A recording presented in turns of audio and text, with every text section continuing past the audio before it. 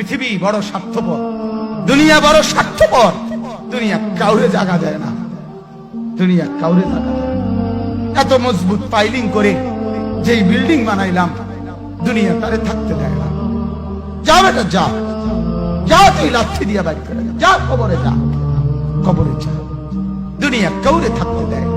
দুনিয়া কত ক্ষমতা ধরকে মাটির নিচে ফেলায় দিছে, দুনিয়া কত সম্পদ আলাকে মাটির নিচে ফেলে দিছে, দুনিয়া কত সুন্দরী নারীকে মাটির নিচে ফেলায় দিছে, মাটির সাথে রেজা রেজা করে ফেলছে।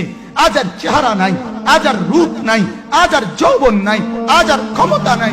এমন বাদশা ছিল পৃথিবীতে যার হাতের আঙ্গুলের ইশারায় মানুষের গর্দান উড়াইয়ে দিত, যার হাতের ইশারায় উঠতো মানুষ, বসতো মানুষ। আজ বাদশারা নাই, আজ সম্পদওয়ালারা নাই, আজ মালওয়ালারা নাই। দুনিয়া কাউরে থাকতে দেয় না, কাউরে না দোস্ত, কাউরে দেয় না। দুনিয়া দাদারে আমার থাকতে দেয় নাই। আমার দাদারে আমি দেখছি, আজ আমার দাদা নাই। আমার নানারে আমি দেখছি, আমার নানা নাই। আমার দাদিরে আমি দেখছি, আমার দাদি নাই। আমার নানিরে আমি দেখছি, আমার নানি নাই। আমার বাবারে আমি দেখছি, 14 লক্ষ টাকা বাবার পেনশনের আমি সব ডাক্তারের পিছনে খরচ করে ফেলছি, বাড়ির ফসলের জমি বিক্রি করে ফেলছি। আমার বাপ যেন না মরে বারবার বারবার হসপিটালে নিছি, কিন্তু দুনিয়া আমার বাপকে থাকতে দেয় নাই।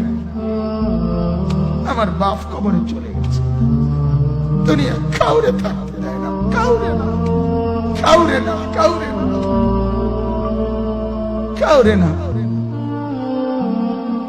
আমার বাপ দুনিয়া কাউরে থাকতে দেয় না। তুমি থাকবা না, তুমি থাকবা না। দুনিয়ার ধোকায় পড়ো না বাপ, দুনিয়ার ধোকায় পড়ো না। মাকে বুঝান, আজ মারা বেসামাল হয়ে গেছে, আজ বোনেরা বেসামাল হয়ে গেছে, বেপরদার উৎসব তুলে দিছে। এটা যেন আল্লাহর সাথে যুদ্ধ করছে। আল্লাহ করোনা না, তুমি আরো কিছু দাও, আমরা বেপরদিকে ছাড়বো না।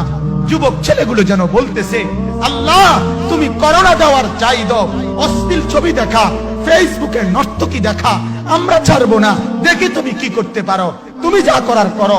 দোকানদার ব্যবসায়ীরা হারামের লেনদেন করা বন্ধ করছে না, সুদখোর সুদ ছাড়ছে না, ঘুষখোর ঘুষ ছাড়ছে না, নাফরমান আর জিনাকার ব্যভিচারী এরা কেউ কিছু ছাড়ছে না।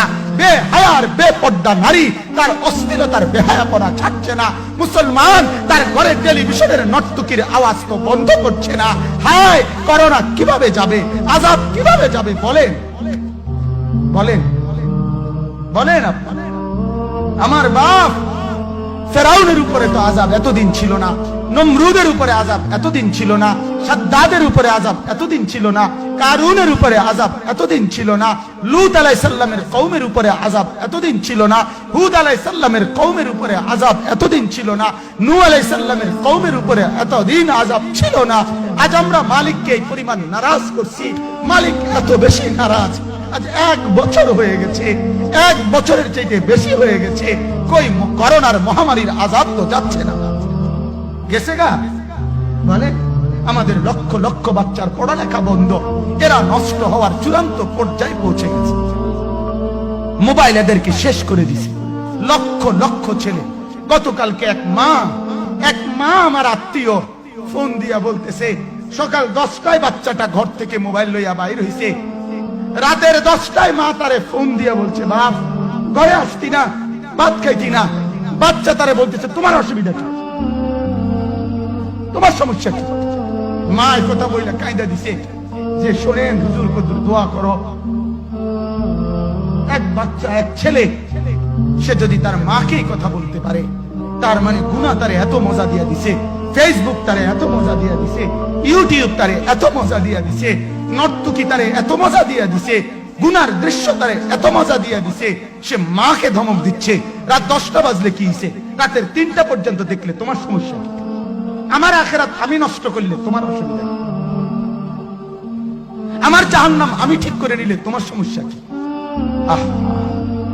আল্লাহ আমাদেরকে মাফ করে দেন, আল্লাহ আমার জাতিকে মাফ করে দেন।